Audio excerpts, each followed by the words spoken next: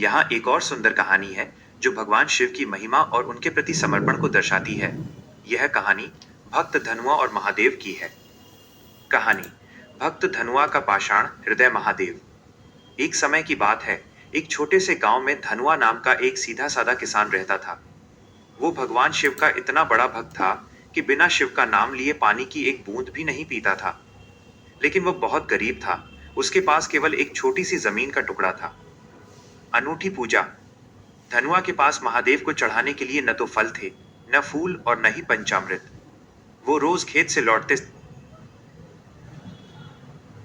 समय सड़क किनारे पड़े एक पत्थर को महादेव मानकर उसे अपनी अंगोछा तौलिया से साफ करता और पास के कुएं से एक लोटा पानी लाकर उस पर चढ़ा देता।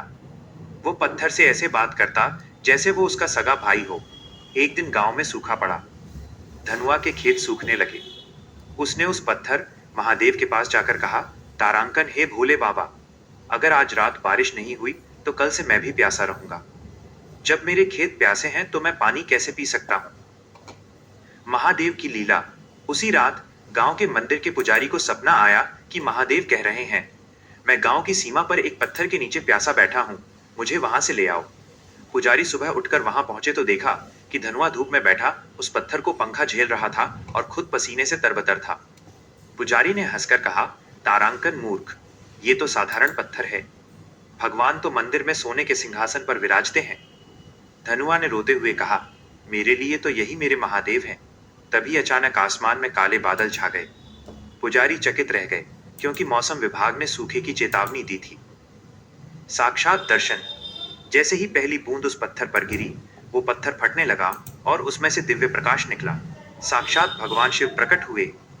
उन्होंने पुजारी से कहा, तुमने मुझे सोने के मंदिर में खोजा, पर मैंने धनुआ के इस पत्थर को अपना घर बना लिया क्योंकि इसमें इसका निस्वार्थ प्रेम था।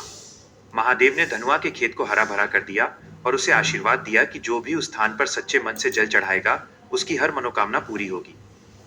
कहानी की सीख। भगवान रूप में नहीं, भावना में बसते हैं। यदि आपका मन सच्चा है तो एक साधारण पत्थर भी ईश्वर का रूप बन जाता है।